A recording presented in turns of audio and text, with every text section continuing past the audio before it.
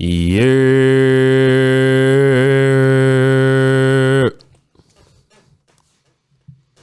Are you ready to talk, yeah? All right, then.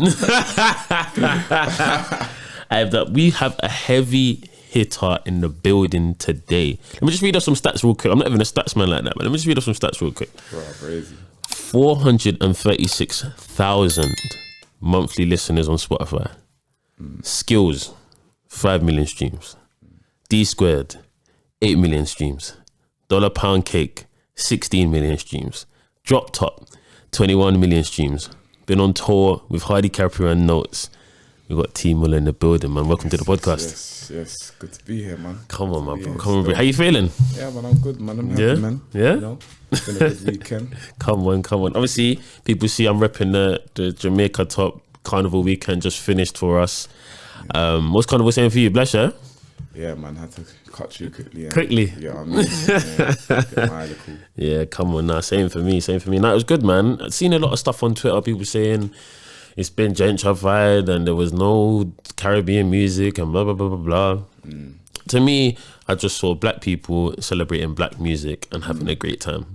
There's also been like stories about people like getting stabbed or whatever. There's been arrests, but that happens at every big gathering. How many arrests happen at Glastonbury? Like, let's not do this. There's always a narrative around these things. It's very frustrating, but I had a great time, man. Yeah. No, definitely. In terms of like the whole music side of things, I can't lie. Like, until it feels like the majority of music is not Caribbean music, then I still think it's fine. I still, like, my personal experience, I heard mostly Caribbean music. Same. So, and at the end of the day, I don't know, it's the people on the floats playing the music, innit? Yeah, it's not the people walking around, innit? So clearly they was alright with it. So yeah, man. No, I agree, man. People just complain. People like to complain too much, man. But anyway, what we like to do is we like to kind of go all the way back to the start and find out how you become T Mulla, basically, innit? So where are you from?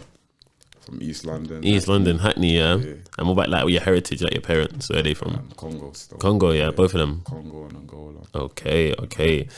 And what was there, like a lot of music being played in the house and stuff? Like, would you say your family is quite musical or not really? I think, you know what? I think a lot of Congolese households are musical, innit? Definitely.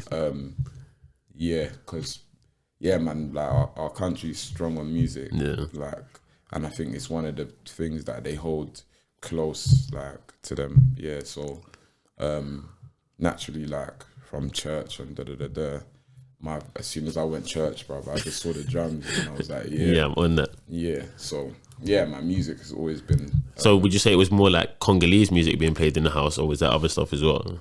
I'd say more Congolese music, but because of my sister, my big sister, it was more than just that. Yeah. Like the house, there was always music playing until it was late. No, I hear you. Yeah. So then also, like, growing up in Hackney, obviously we've got a lot of artists now and in the past, like if I think back to like kind of Mashtown, J Spades, and then obviously to now we've got artists like yourself, we've got Notes, we've got 2-3, like, there's a bunch of artists. Like, at what point in your kind of youth do you think, like, I like this music thing, and not just as a fan, like I want to make music? Or I'm like experimenting with music, whether it's like you're like singing in the shower or it's like you're performing at primary school things. Like, when do you discover? I think, you know what? I think there was a point at first where I could see myself producing more than being an artist. Oh, is it? Just because naturally I was obviously going from playing drums, playing around on the keyboard, and I've never known how to play the keyboard in it, but I used to just like try and play stuff like, with just two fingers, like almost like I'm drumming in it. Yeah. I used to try and drum melodies into the keyboard. That's mad. At what age is this? This is like early secondary school. Like my secondary school, Mosbourne, was like into. It was like a music specialist school in it, so they had good facilities there and that. So yeah, like straight away, like, part of music the music classes, like they might make us do a little go on Logic and put together like a composition and Right. So I always end up just going on there and making like a beat. Like everyone else is making some weird mad thing, but then it'll be like, all right, everyone play theirs out, and then when I go up and I play mine, people are like, oh, this is decent. This is kind of decent Yeah, still. yeah. You know, the ones that back then we don't have like the sounds, we're just using the standard sounds, but I'm just trying to make something work. And then that's where I'm like, yo, like production, like let me stay after school and try and like practice and stuff that were with it as well. And then I ended up going studio one day. Right, okay. One of my boys. How old are you, like this time, like 14, 13, 14, something like that? I think it's year 8. I think so you're like 12, 13, something like that. Okay, yeah. So I believe it's year 8. Yeah. Yeah, 7, 8. And then when we've gone studio, I can't lie, I've used this is a weird one. Basically, like we made poems here in like year 6. Okay. But my poem was like, it weren't even like, there was this woman that used to come into, I can't even remember her name. She used to come into primary school and do like these like poem / rap kind of sessions with us in it. And I've made like a rap / poem. Right. And I remember winning the kind of competition thing with it in it. Yeah. And I must have just used it like in the studio in it. Right. And just tweaked it basically. Right. And when I rapped it to the man at the time, they were like, yo, this is Oh, I'm thinking, yo, wow, this is a year 6 thing, but you know the ones, but it was one of them ones, but I've used it a bit in it, and they're like, no, let's go studio basically. So off the back of that, I've gone studio. So obviously I came up with rapping. And the first thing I recorded, like it was me, someone called Kilo Keemzo, and another girl that was doing some rapping at the time called Tweezy, and we made this one song that was just us going back to back to back. Right. And next we dropped it straight away on YouTube. The next day, bro, that man comes back into school and it's like year 7s, year 8, year 9. Everyone's like, playing the tune. That tune you did, like, yo, I cool. I didn't know you could rap the order. You know what I mean? And it was like, oh, say nothing. Okay. And then it just became a hobby from then. Right, okay. And then I feel like me and Kilo started to actually like say, cool, let's actually be going studio. Right, okay. And be releasing stuff. So you've been going studio since you was like 13? Basically, yeah. That's mad. Basically, like. And do you think back then it was like a task, bruv? Because it's like he had a link with someone who, bruv, he basically just had this. It was like imagine a rundown block, so no one lives there no more. And this guy's just got a key to one flat that he's kind of turned into like a studio pattern, innit? Right. And so it's kind of like only if he's available can we go do there. a session kind of thing. So yeah, but it was hard work to get in there. Eventually we found another pattern, but then that's when you gotta start paying money. So now it's like, yo, we gotta get some money. Yeah, man, it was just that's when it became a passion, because now you're working to make music, and that's when I noticed, and it's peak because I was playing football as well. And I started to think, yo, like I'm now on the week and now on the evening after school, I'm staying back rather than like before I'd go and do like a couple sessions, like with the man them, or just something like 1-to-1 to try and you get on improve. Like, still being super serious back then. So how do you think like your school influenced like your passion for music? Because you said obviously it's a music school, you're probably quite good from what I'm understanding, like your peers liked you and stuff. So how do you feel like that influenced like your artistry? Do you feel like because it was a music school, so you had the kind of environment to do well, and obviously you like music, do you feel like that kind of like pushed you in the direction of like taking music seriously?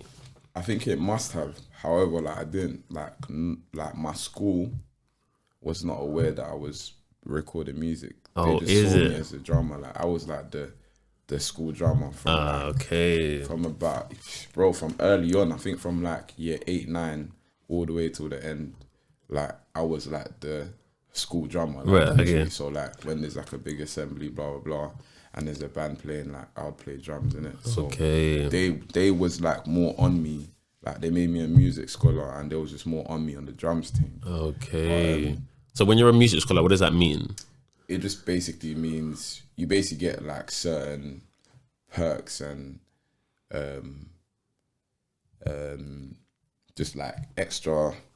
They just nice you more, Right, innit? basically. Like, in terms of music. So Right, okay. they'll just try to help you get better at whatever your allocated instrument is. So mine was drums. They might help you take on another instrument. They basically see you as someone that is like Gifted at music. yeah, Right, okay. at music. So I got offered like extra lessons with different thing. I was very annoyed because there was no piano lessons available. innit? Like I would have been so up for the piano lessons, but then the ones that were left over was just like instruments that I didn't want to play. Saying you want to play the trombone and that. I'm like, nah, I'm good still. I'm not with it still. So But yeah, perks like that. Okay. You know, you can go into the music studio, go into the anytime and practice on stuff like that. No one's allowed to go, like, especially the actual recording studio. Like we had a nice one. Right. Okay. Like you're not allowed to go in there, kind of thing. Right. Okay. But As a if you're scholar. a scholar, you can do your thing, kind of thing. So how are you like outside of the music? How are you like academically? Like in your other subjects, were you good in school? I was good still. You was good, yeah. I was very good. I think I left with like.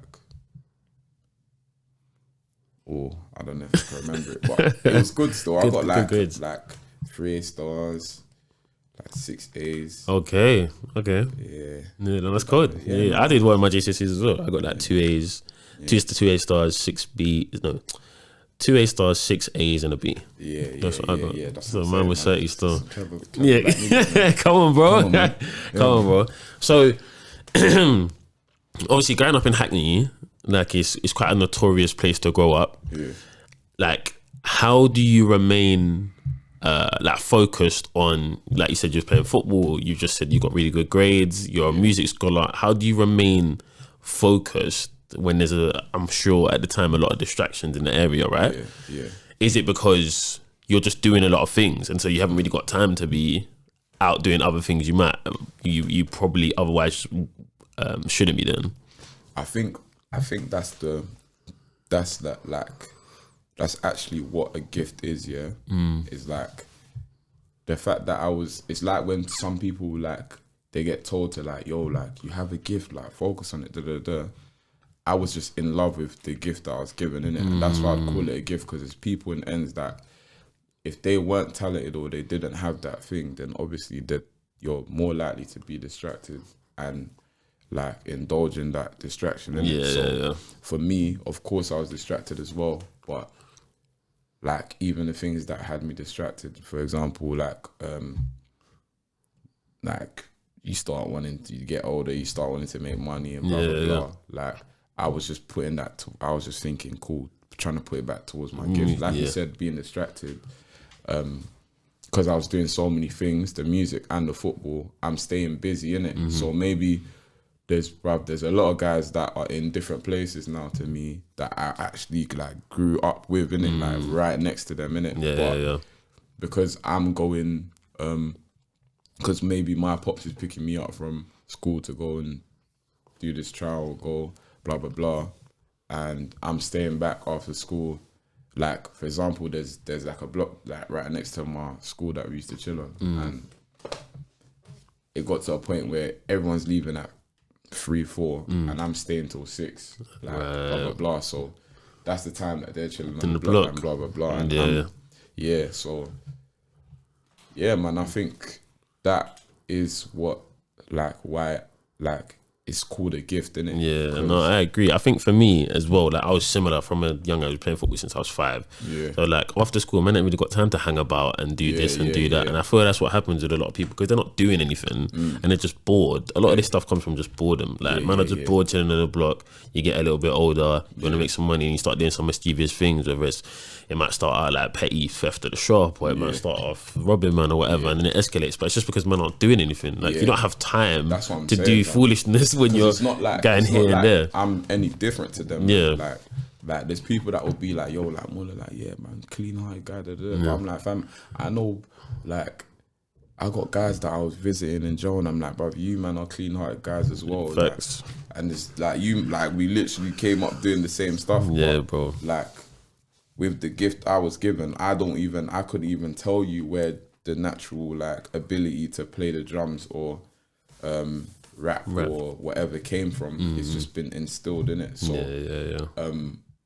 yeah, that's why I call it a gift, bro, honestly, because I could have easily been in the same place as enough people, in it.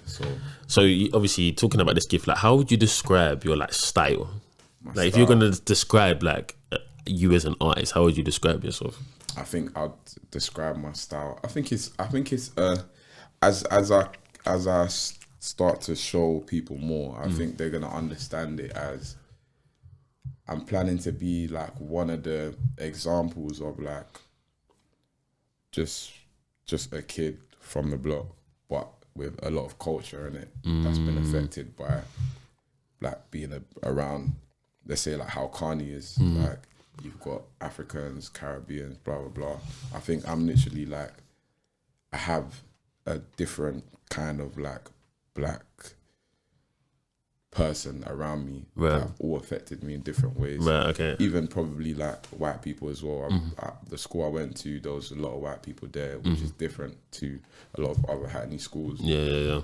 I think I'm just like, I'd say my style is Afro influence. Okay.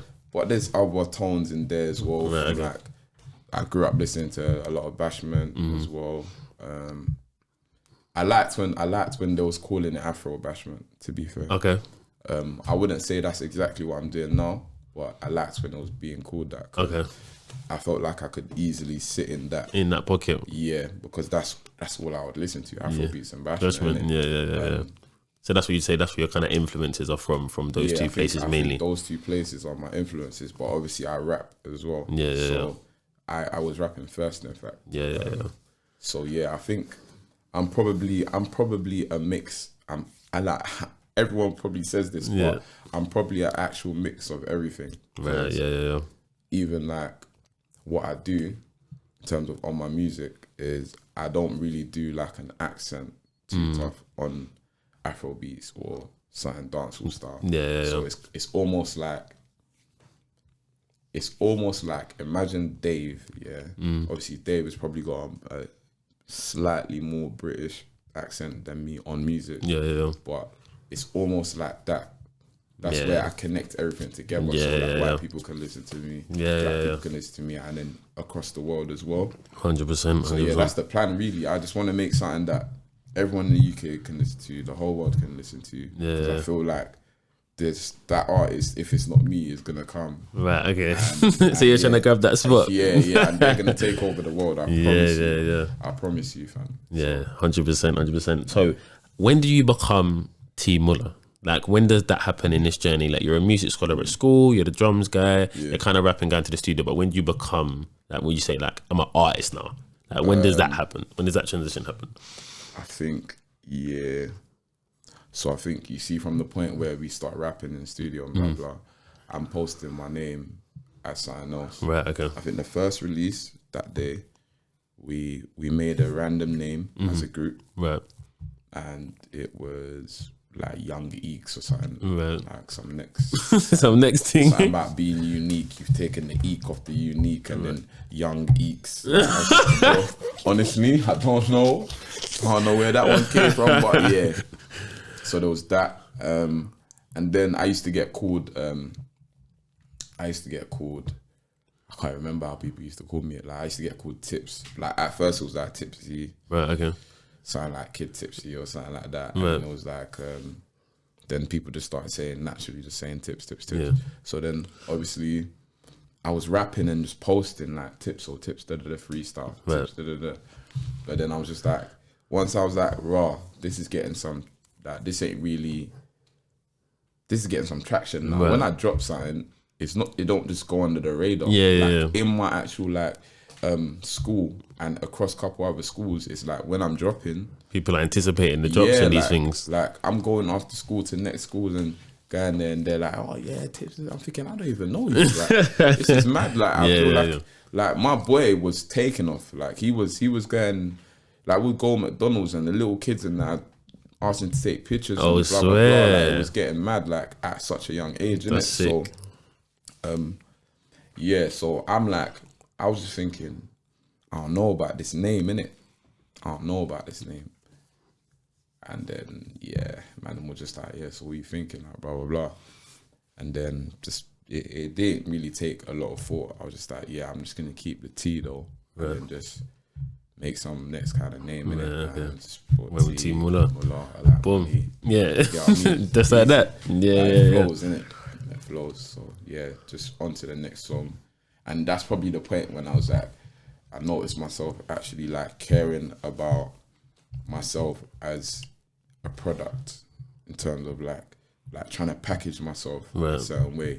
Starting to think about, oh, what can we start actually putting some dough into doing like a 1-2 video and them times Rap City's about and Pac-Man TV and stuff like that. So we're like, yo, this might be the next step. Right, okay. Yeah. Sick, man. So at what point are you like, okay, because in Hackney, in your area, like your name's bubbling around your age. Like when does it start like spreading to other parts of London or other parts of the country? Like what's the first moment you're like? I remember exactly the moment. Go on. So cool. Well, there was a pre-moment. So my boy, Kilo, he was making music. So he was just doing a mad thing. Like doing like record numbers and that on Pac-Man TV, stuff like that. Yeah. And Rap City as well. So it was like he was at the star like, in my school and I was as well. But it was like even me, like I just wanted him to do well because initially I was still playing football and stuff as well. Yeah. But yeah, so he's doing that. So then I knew myself, my next step is like, cool, I need to hit one of those channels. So it was like, yeah, cool, next song, get a nice song in. I've gone to a studio. I've gone to JOAT Studios. I think J5 even took my first session there. Okay. So he made this song. I was like, yeah, let's shoot a video. Gone and shot a video with Rap City. Bro, we just brought them to one block outside my boys, my manager now's birthday party. Okay. It's funny as well because they were all, I didn't go, but they were all in like shirts and that, like white shirts. And and I'm in like a tracky in it. It was so dodge, bro. I'm like, yeah, you man, come out. So they've all come out in their shirts and then we've just shot a video quickly. So that was the first one, and I think that hit like 10K or something. Yeah. And for us, like, of course, we're like, yo, 10K views, that's mad. 10,000 views, you know. So now, hearing, like, yeah, now people are trying to tell me to come and do a little 1-2 performance at their parties, and I'm thinking, okay, well, we're doing something now, like, getting spotted in that. So now it's like, cool, next step, Pac-Man TV. Like, this is where we should be aiming to get maybe at least a 40, 50. Like, if you can get there, then we're on to sick. Yeah. So, I'm trying to think. Yeah, so we've made this song. Imagine at the time, my manager and another one of my boys is making music as well. And we're making kind of music kind of like as a trio, innit? Right. So I've dropped like a 1-2 song in between. What we had, this song was like, there's something here in it. So cool. We've called upon Pac-Man TV and it was like, cool, how are we gonna shoot this video? Them times, bro, we don't have the facilities in it. So yeah, of course. I'm just like, yo, I'm here and there's one motive in Enfield. Like, let's just basically go there and shoot the video. Innit? So like, go to the motive and shoot the video there, innit? Like, I don't think they even knew it was gonna happen either. But it was just like, yeah, man, just go there. The song was called Control That, and it's just about controlling wines. So thinking, bro, we're just gonna go there and just wind up gal and boom. Yeah, just wind up gal and keep it stepping, bro. So yeah, I think I knew the girl whose birthday it was or something like that. So I'm like, yeah, we're just gonna go there. It's a garden kind of party thing. Let's see it. So you've gone there, told Pac-Man to come there. You've got, and Pac-Man's come mad late, so now it's dark. Oh. But you know, Pac-Man, he's with that stuff. He'll come with his flashlight thing, innit? So it was like, cool, that's how we're gonna run it, innit? We've taken train all the way down to Enfield, blah blah blah. Gone into the Motive now. It's packed. Like, I'm just thinking, how the hell are we gonna like shoot a video in here? But it's like, brother, it is what it is, isn't it? Like, we gotta make something work. Just make it a pattern. Yeah. We told them, I've tried to get hold of the girl, like, just pardon people. Yo, miss, please, like, what? Can you just play the tune or something? Like, play the song in it. I'll give you the song. Just play it. You only gotta play it 1-2 times, like, and then he's just gonna switch on the camera and record in it. Yeah. Like, we don't know what's gonna happen, but he's gonna switch it on and record. Remember, this is a packed garden, yeah. Yeah. So cool now. Finally convinced her. I'm not, yeah, Pac-Man, get ready. And we've walked in with bare man as well, you know. Like, Matt just making it even more packed. And then, cool, the song comes on. The flashlight comes on. Everyone's just like, oh, what's going on? What's going on? Mm-hmm. Then, boom, like, I'm just at the front recording, I don't know.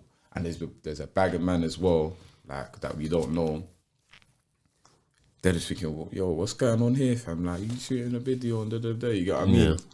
Bro, let's just say, by the time it was like 1 minute in, everyone's bouncing around to this song, bro. Oh, like, is it? Random guys and that jumping in. You get what I mean? Like, that's cold. So, yeah, like, we just had the whole thing jumping. And yeah, bro, I think we only even did one take. Okay. Or something. Yeah.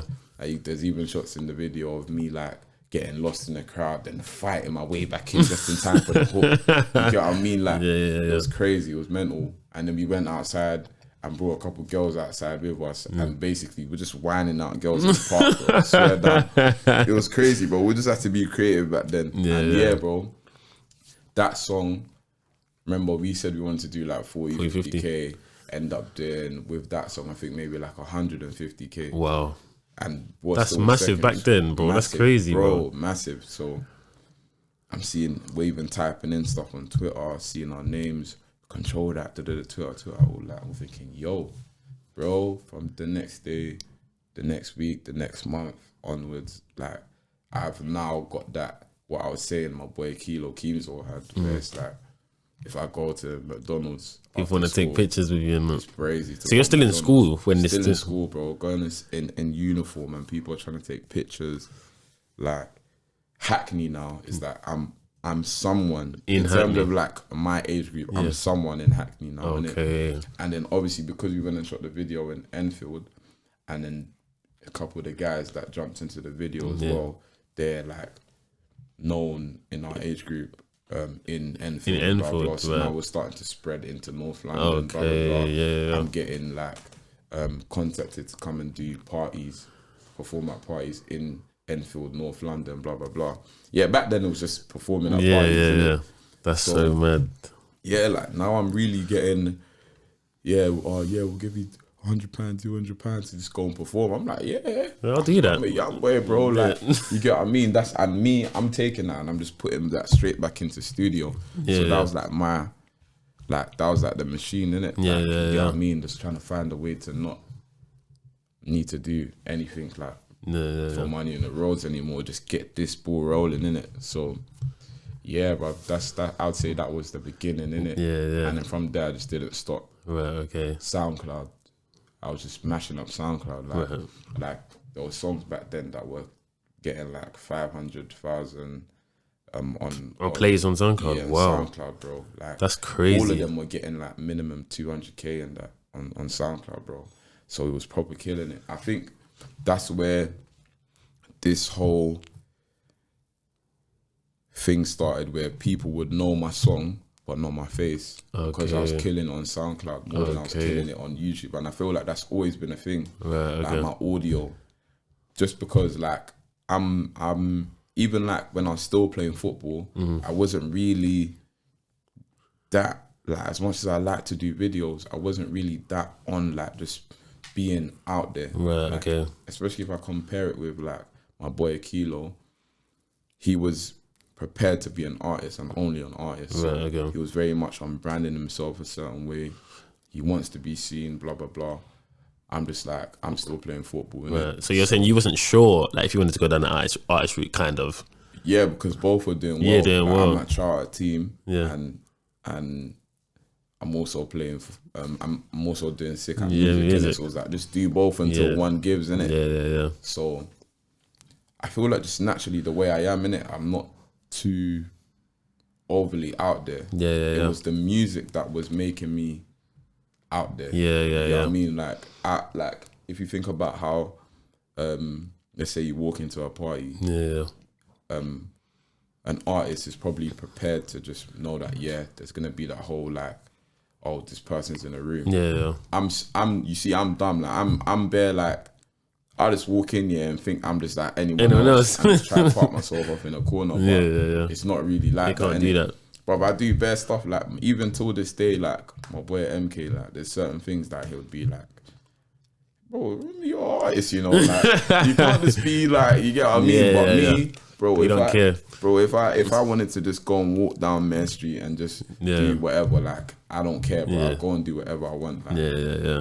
So would you say that's still the case now? Do you think more people know your music than know your face? Would you say, even like to this day?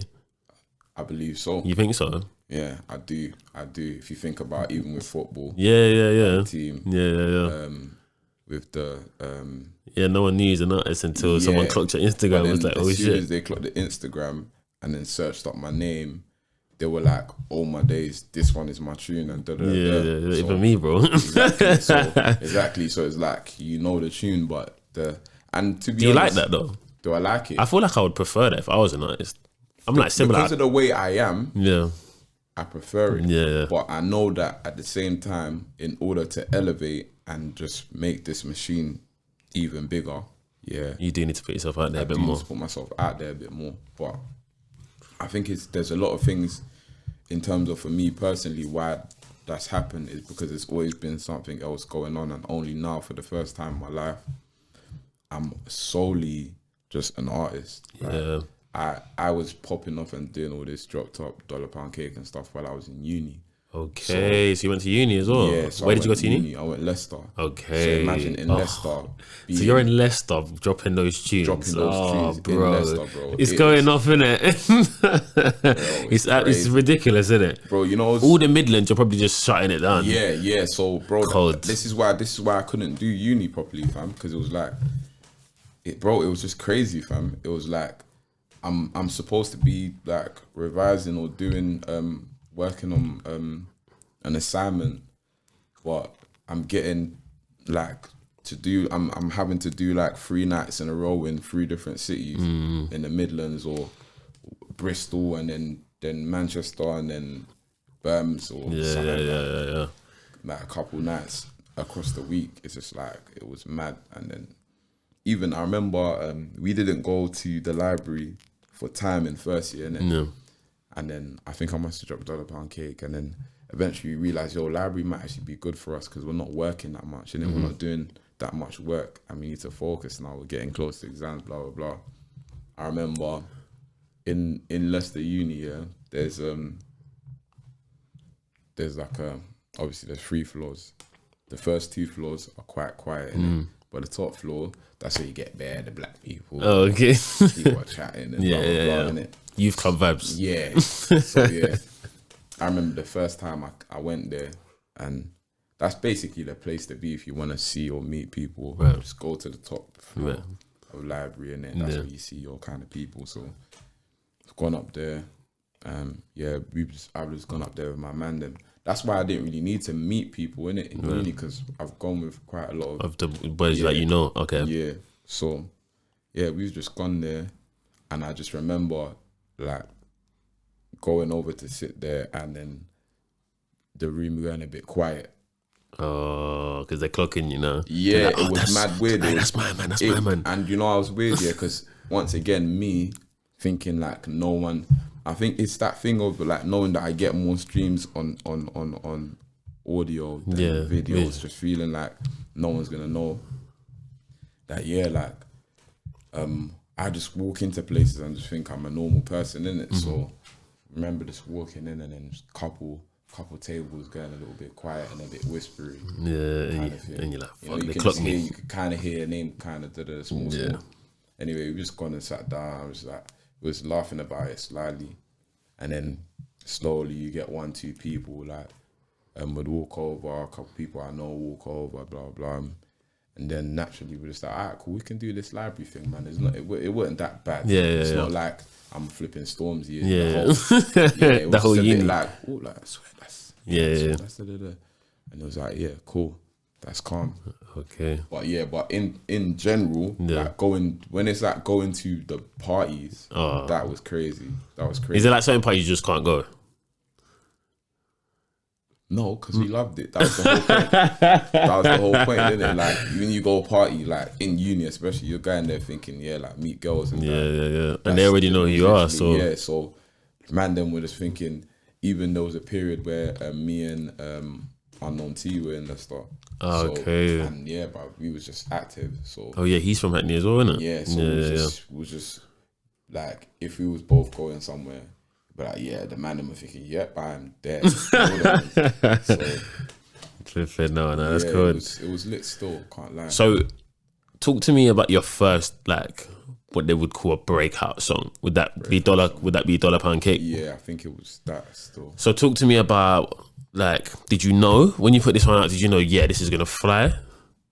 Did you expect it to do as well as it did? Probably not, because it's the breakout song, right? So, like, you think it's going to do well, but it probably exceeds your expectations. I'd say I had an inkling that it was going to do better than any of the other songs that I had done. Why? Because there was a lot of things happening in terms of, so I was getting managed by like the JWT guys. Okay. And they was like ready to kind of just take my music to another step in terms of like, now cool, we need to try and break you into the industry rather than just making noise locally. So let's start talking to radio people. Let's start talking to the Spotify's and blah blah about trying to get you playlisted and stuff like that. And just pitching the song really. So I knew this was going to be my first song that gets like pitched in a sense, innit? So, but when we made it though, like I remember I was running late for studio. I big up Dre, the producer, who I still work with now. And I remember just running late and I called him, and I was already having like a weird feeling about music, innit? Because I didn't know like how I didn't know what the next step was, innit?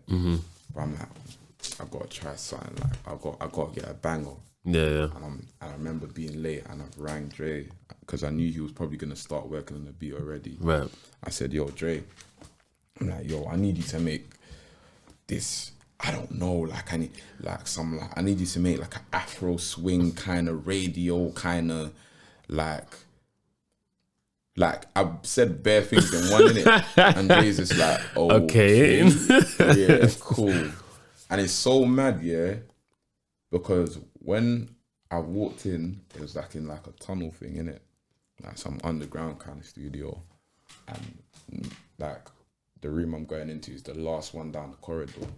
But as soon as I've come in, I'm in the corridor now, I'm hearing it blasting out of the door. And I'm just like, that's it. Yes. That's it. Like, you I don't know how you did that, but that's what I wanted. Yeah. So before I've even made it to the door, bro, I'm already getting the idea. Okay. Like, I'm getting the first words. I've walked in, I'm gassed. I'm like, yes, Dre, like, we're going to get one today. Yeah. I'm like, like, we're getting one today. Like, I know what I'm listening to right now. We're getting one today. And once it was done, I remember just walking home, listening to it, blah, blah, blah. You know, and this was mad. This was a mad point for me in my career because I was I think I've told the story a bit weird, but remember I said I was with the JOAT. Yeah. But I don't know, like I was in a weird space in terms of like going to the next step in it. But I must have said to you, I've basically given the JOAT lot, one of the JOAT, like the call to say like, I can't lie, like this was all in one night, you know, like this thought after making the song. I've walked home and I'm like, can't lie, I rang him. It's a split thought, a quick thought, and I'm like, yeah, I think I don't want to be like, basically like say like to break off. In it, oh, okay. So you want to get managed by someone else, right? Yeah. Okay. It was like, yeah. Why did you make that decision? Why did you want your friends to manage you rather than?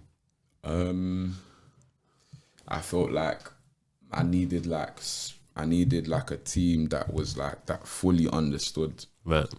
Like, for example, he's still my manager now, MK.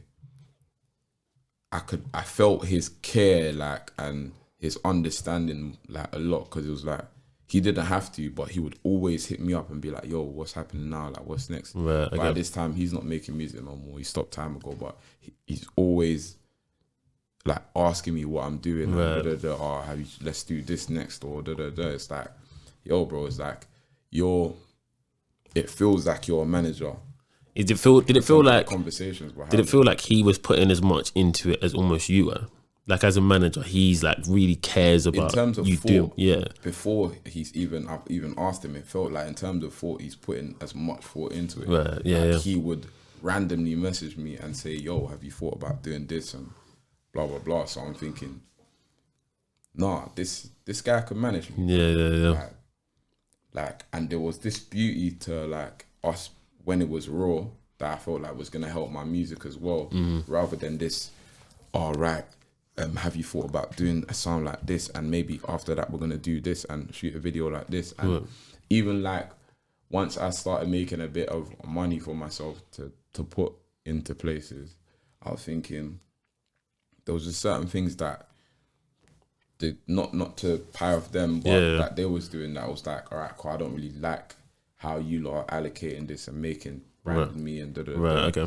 I just want to be in control of all of that myself and with the help of my friend. boys and Yeah. So sorry, to just circle back into the dollar pound cake. So the night you made dollar pound cake, you've also phoned the management and said, "Yo, I want to go with my boys." Yeah. And is it because of this song?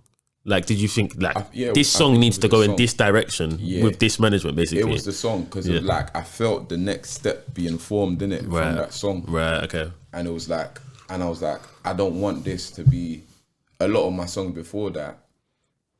Like, for example, with Kilo, I remember back then Kilo was still killing it and stuff like that. People are basically like always coming with this like, "Yo, bro, you're underrated" kind of thing. Right. Like, I'm doing my thing, but because that Kilo's killing it and stuff like that, and other people are killing it, Notes is coming about and blah blah blah. It's like, "Yo, Mulla, man, like you're underrated," because we all came up together, like me, Notes, Kilo, we was all doing it, like we was all going and doing like parties, performing at the same birthday parties, and like creating the same kind of noise. Right. So Kilo's doing this thing, Notes drops Addison Lee, blah blah blah, and I'm just hearing more of this like, "Yo, Mulla, man, like." They're just kind of frustrated because they're like, "Yo, like you're sick, bro. Like we want you to be doing the same kind of thing." So I knew I had to eventually break into the industry, but the frustration was there. Like, "Yo, how am I gonna do it? How are you gonna do it?" Yeah. So once I got the song, I was like, "We can't do any wrong moves with this one." Right. Okay. And that's when you said, "No, I need to do this." Like okay, I literally walked home that day, bro. Like I didn't like normally take like cab or bus or something, bro. I walked home. Like, he's really in your thoughts. From he was Stratford to my yard, bro. I walked home, bro. Like, I'm listening to the tune, and I'm like, nah, something's here. So then, how did you go about like releasing it and stuff? Like, did you release it on one of the platforms like GRM or Link Up or one of those? Or yeah. So basically, let's say I've made that call.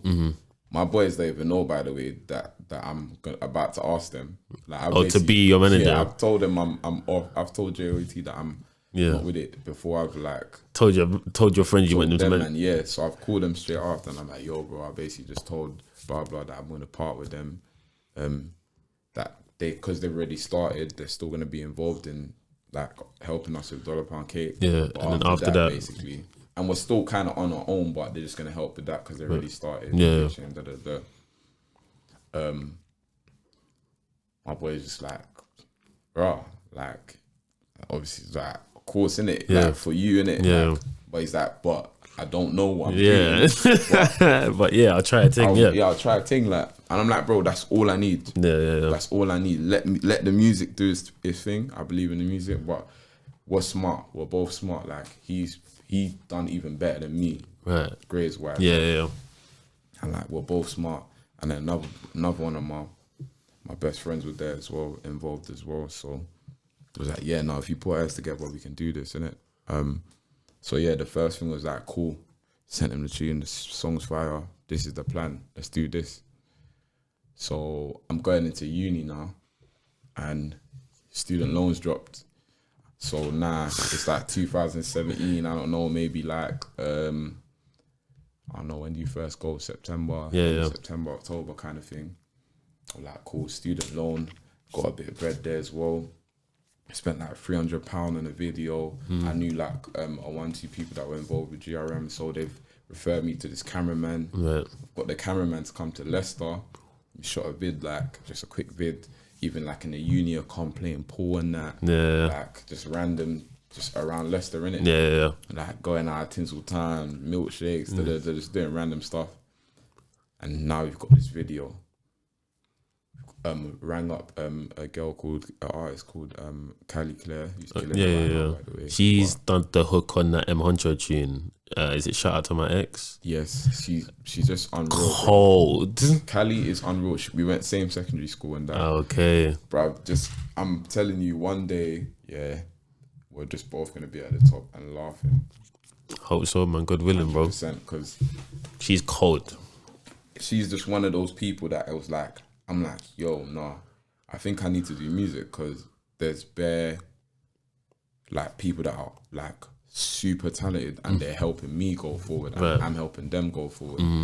I was like, yeah, nah, like one day we're all gonna be up there. Yeah, I've called her now and she's taking the song to her next level because now she's doing backing vocals and blah blah blah. Put that all together with the video. I remember like rang the man and yo, the final cut is here. Yeah. All sat in front of the thing, played it. Gas. And that was a new feeling of the like, yo, this is it. This one. Like, yeah. And then from there, From there, put on GRM, blah, blah, blah. Joey T are still involved, helping us like pitch and whatnot. Broski, I remember in the first week, it's already done like more views than I've ever done. Mad. It's done like pushing towards like 300k or something. I'm like, yo, 300k. Like, I remember that when we had that call, me and MK, my manager, was like, cool. The plan maybe let's pick it up again and let's see if we can get maybe like 300k. But like over time. Yeah. And let's see if you can push for that. Or just get that in the next couple of videos. Let's try go there with it. It's like, alright, cool. Bro, first week or two, bro, 300k. Like, we're like, yo, mad thing. Bro, first week, once it's hit 300k now, we're getting these emails, but we're thinking it's bookie. We're thinking it's bookie emails, isn't it? Yeah. From labels and stuff. Yeah. Right. Well, they're thinking, yo, what's all that, bro? Like, yeah. And then one must have came in and the JOT lot are like, yo, like someone's hit me up from the label saying that they're trying to get in contact with you, blah, blah, blah. So they took us to our first meeting. It was very scary, bro. First time you're thinking, yo. Because you're like, what, 19, 20? Yeah. Nah, bro, I'm 18. I am 17, turning 18. Right. Yeah. Going to these meetings in it's high street Kensington, right? Yeah. So I'm even not even deep in that buildings exist. Like there's people like for music, like there's people that sit at their laptop and just go through YouTube and try and look for the next star kind of thing. Yeah. So just sitting in there, like there's like a meeting room with big speakers in it. It's just like, yo, this exists. Like this is crazy. This is mad, isn't it? So I'm playing the music in front of them, blah blah. They're asking me like what I want. But imagine they're asking what I want in terms of like actual like talking like money wise, like helping me. I'm just like, yeah, I just want like some exposure, man. Like I just want to do well, like blah blah. You know the ones they're looking at so me like, innocent. Yeah, they're looking at me like, yeah, okay, right, okay. But they're thinking you didn't really answer the question. Like, but like, Yeah, but once I got in, like, before you know it, more and more emails coming in, more and more DMs from A&Rs, blah, blah, blah. Before you know it, like, we're spending the whole week, I should be in uni, we're spending the whole week just High Street, Kensington, just in and out of buildings. And before you know it, like it was like little bidding wars and stuff like that. Ended up getting like as much money as some of the big songs that are out at that time. Before, once you sign it, and they've helped take the song to the next level again, which it already was doing well. It hit 1 million streams mad quick as well. My first 1 million streams on Spotify and whatnot. And then that helped them, once they picked it up, to pitch it even more. And eventually we got on Hot Hits UK, which is like the massive playlist, bro. Like that's like basically like the biggest playlist you can be on, bro. I remember just seeing the chart go like this, bro. Back next day, bro. Like, bro, I swear, like that 6 months was probably one of the most exciting periods of my life to date. Like, more because of the feeling. Yeah. Because it was like the feeling of your life actually like just changing. Yeah, things are starting to materialize. Anyway, because of uni, innit? Yeah. But it's like, now you're telling me now I'm basically like becoming an actual like artist. Like, this is my craft. It's my profession. Yeah. Like, you get what I mean? Mad, innit? Like, because now it's like, I can't just sit back and do nothing. Now I'm being booked in for a session like all the time. So I'm actively being an artist. I'm going to interviews, radio stations, just everything, shows, blah, blah, blah. It's like, yo, I'm actually an artist now. And I felt like an artist already more than I felt like a student, innit? So yeah, I remember that 6 months was probably like the maddest 6 months, like the most exciting, that feeling, innit? And I'm sure you're getting like lots of PAs and stuff at that time for this song and all of that. Like, so, do you enjoy performing? Probably one of my most favorite things. Probably is my favorite thing. Is it also like nice when you're in a dance and they play your tune? Maybe they play your tune and they don't know you're there, but they play your tune and seeing everyone go crazy to it. What's that feeling? That must be sick, no? It's wavy still. It's sick, innit? Like, you see, it's good that you said like maybe they don't know you're there. I don't like when they know I'm there. Yeah, because it's like, it's a bit beggy. Because you remember what you said. Remember what I said about how I am like in a party. Yeah, I like to just hold your corner and just be incognito. Just, you know what I mean? But when they know you're there and then your song comes on, where's Mulla?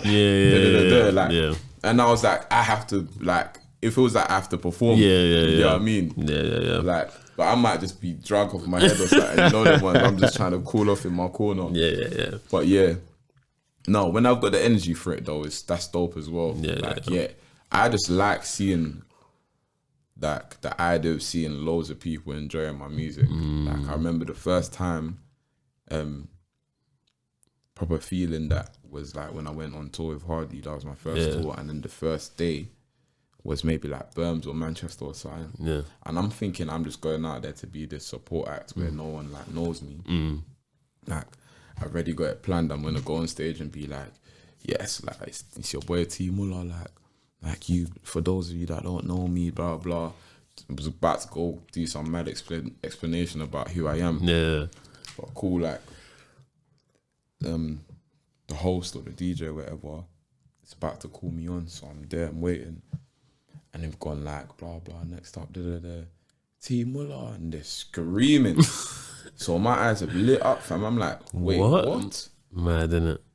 And then, yeah, bro, like, I've come on and they're screaming. I'm like, yo, this is mad. You might even know who I am. Like, I'm thinking, yo, like, now I've done this explanation thing, about who I am, but you can see in their eyes that they're thinking, yo, we already know who you are, explaining, bro? You know the ones. £1 cake, come on, bro. It's gone off. And now when I come off, like, there's people, part of Hardy's team and that they're saying, yo, bro, I feel like maybe you should have been like closer to just before Hardy goes on in terms of like the lineup and whatnot. I'm like, I'll swear down. So I'm thinking, and that's where I started to fall in love with performing as well. Yeah. So at this time when you're on tour with Hardy, have you made Drop Top?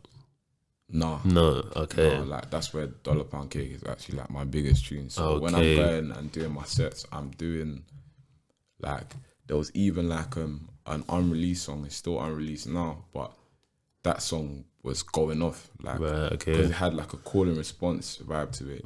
I'm teaching them the song just before. It's jumpy, innit? So, bro, it was going off. Sick. Like, and then after that, it already going off mosh pits and that.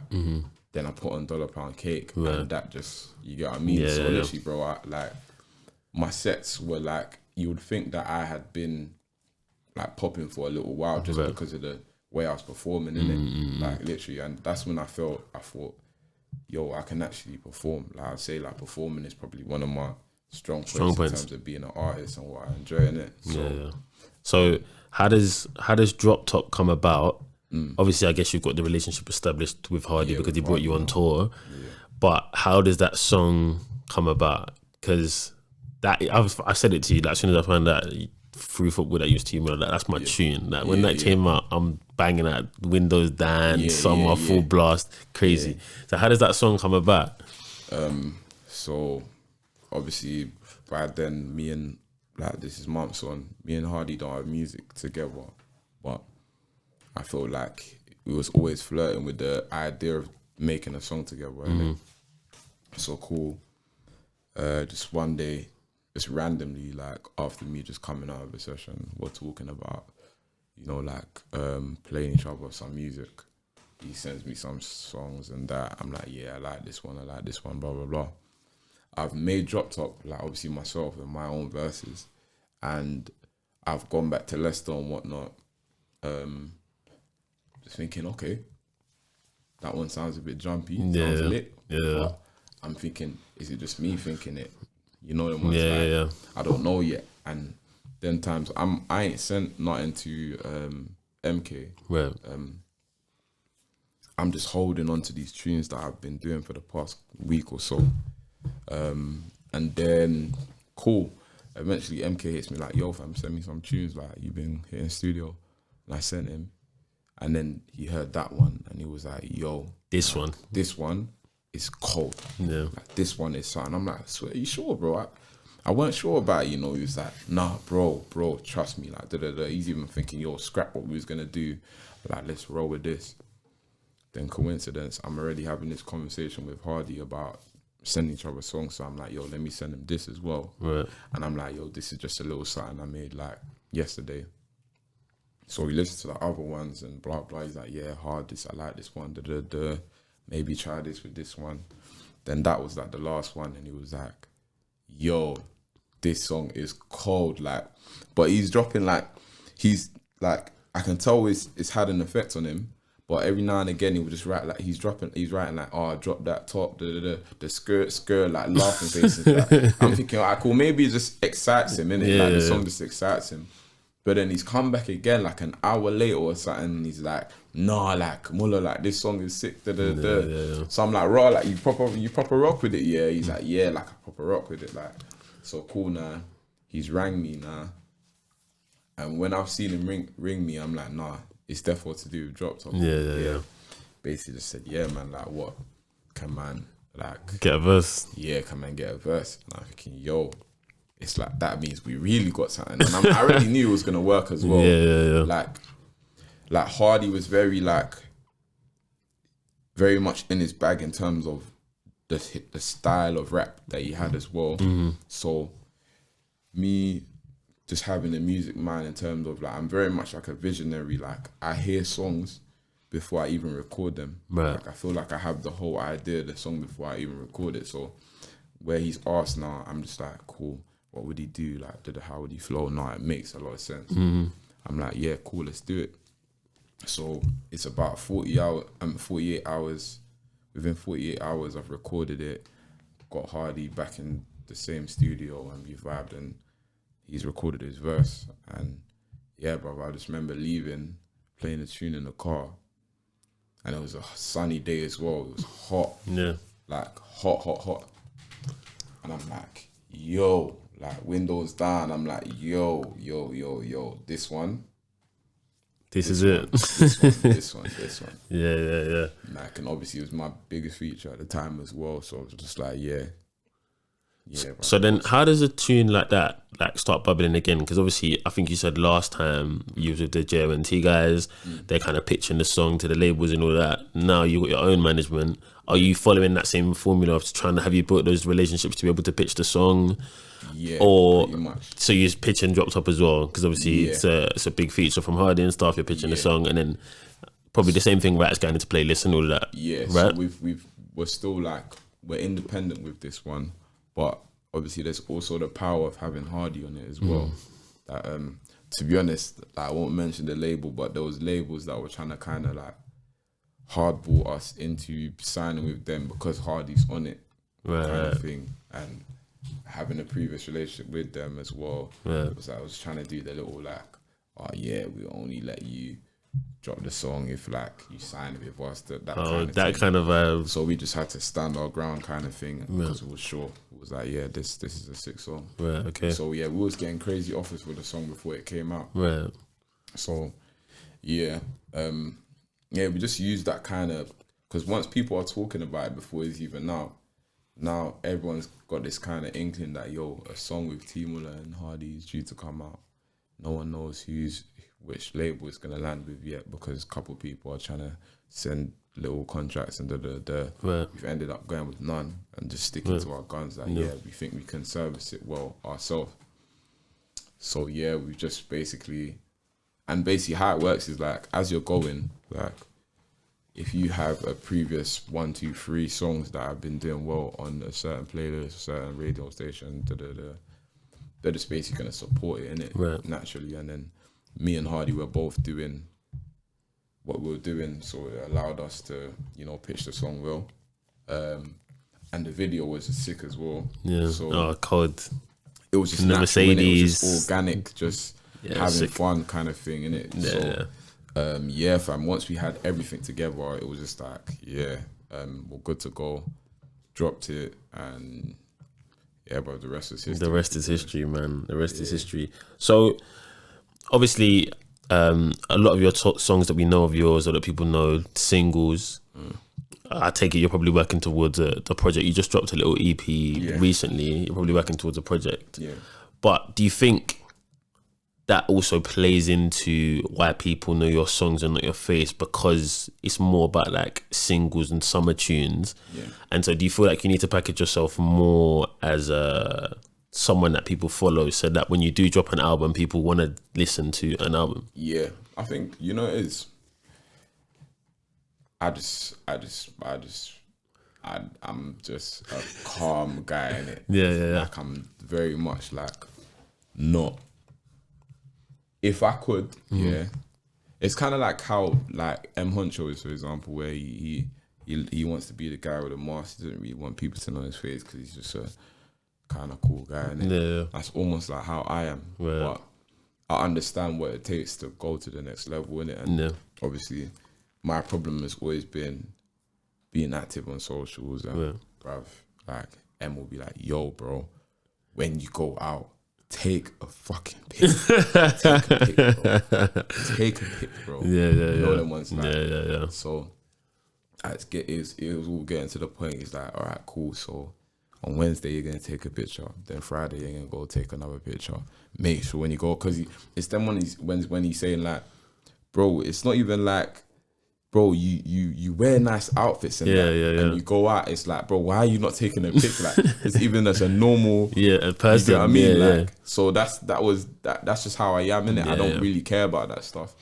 So I'm probably just the artist that kind of just needs a team to deal with that, rather than me myself actively saying, yo, I need a pic and yo, blah blah blah. It doesn't really, that side of things doesn't really interest me. Yeah, you just want to make music, basically. You just want to make music. That's my passion, innit? It's just to make music. So, if anything, I'd say I just need more videos, more fun videos, more things like even like this, be on podcasts, just to show personality, show my face. What do you think? Who I am, innit? What does a T Mulla album sound like? It's an experience. Because from what we know of you, like, everyone would probably say you're like a party tune kind of guy, like summer vibes. But what does a project from you look like? Is that of the same vein, or has it got a little bit of that and maybe some other stuff? I think I'd say it would actually be an experience, because I feel like it would have the party side to it. It would have the body of it would be lit. Yeah. But then there'll be sides that'll be like, yo, that one there, yeah, like that was completely different to it. It's like even like on my little EP that I dropped, I think you see tones there that it's like we can see how these different sides of you would make a crazy album, innit? But I feel like if we're talking album, so not tape and I'd like to even just use like features once I've built them up to make it a proper experience, because they will bring out the different sides of me that allow it to be an experience. What's your like top 3 features, like of if you could get any artist in the world, which 3 artists would you want to work with? Thames. At the moment, Thames is like, don't ever get me started on Thames, man. love with Thames, man. I'm in love with Thames, man. Like, Thames is, man, I just remember the first time hearing her voice and I was just like, it's ridiculous, bro. yeah, like Why there's not? something about that whole like low tone, kind of just that different tone. I was like, yeah, like, bro, she's so good, man. That's what I needed to hear. Like, yeah, so Thames, just for my personal whatever, I would make a song with Thames. I actually think UK wise, I think I would make something. I would like to. I want to wait, but I think there's gonna be a point, where I think me and maybe like because we're same kind of age as well, like me and Dave, could make That'd be something sick. like that will bring out the fun side of him as well. Yeah. That would just be a wavy song. And then maybe like a wild card, maybe like an American, like someone, maybe like a singer. Okay. I don't know, but I would want to take it. I would want to take it elsewhere. I can depend on myself to keep like the lit kind of party stuff, but in order to make an experience and have like the different other sides, I'd like to go somewhere with like maybe like a, I don't know, man. Just, you know what I'm kind of like a her or something. You know, I was gonna say Blast. Yeah. Blast is fire, bro. I could see you on a tune with Blast. I'll make a bad boy tune. You make with Blast, a mad thing with Blast. Yeah, Blast is someone as well that I would love to work with. Yeah. Like, I'd love to do a project where it's just all features, because I don't think it would feel like it's not my project. I understand what I would do. Like I said, I'm a visionary with this stuff. Like I pretty much like with that where the features that I've said, I can already imagine the song. What the song's gonna be? Go and record it today and just leave the space for them. Yeah. And even just write their parts, literally. Yeah. But yeah, man. There's a lot of people I'd like to work with. But yeah, I'd like to make an album that feels like everyone can listen to it in the world. That's why I was naming those names. Yeah. Because I feel like they all have like a kind of global sound. Yeah, that's a good point. Actually, the people you mentioned, they do. Yeah, they that's all a good have point. something about them that everyone, people can connect to. I would say. Yeah. That's just, and that's how I feel like I am as an artist. Yeah, of like what I listen to that is not out yet and where I'm going with it. I feel like it's a global kind of sound that I'm trying to go for. So just before we wrap up, like, what would you say? What's next for you? So like, you've just put out an EP. Obviously, the tune with Hardy, Under the Sun, is going absolutely crazy at the moment. Yeah.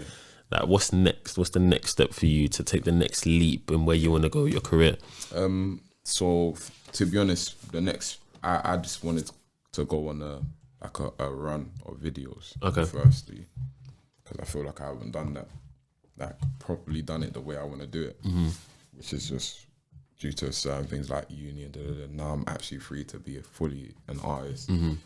I just want to go on a run of like quick concession of videos and whatnot, just to make people feel the difference in it. That like now I'm here, I've arrived. Yeah, I really arrived. So there's that, and then I do want to drop a body of work. I feel like by the time I'm ready to, I'm probably gonna have like 2 or 3 because I already had one. Yeah, and it's been sitting there. So I'll probably add to that and then make another one as well. Okay. So yeah, to have a body of work following the run of videos, and then on top of that, I gotta have a show. Yeah. Yeah, so your show will be sick. There'll be bare girls. yeah, man. Bare girls. Yeah, man. Yeah. So yeah, no, the show.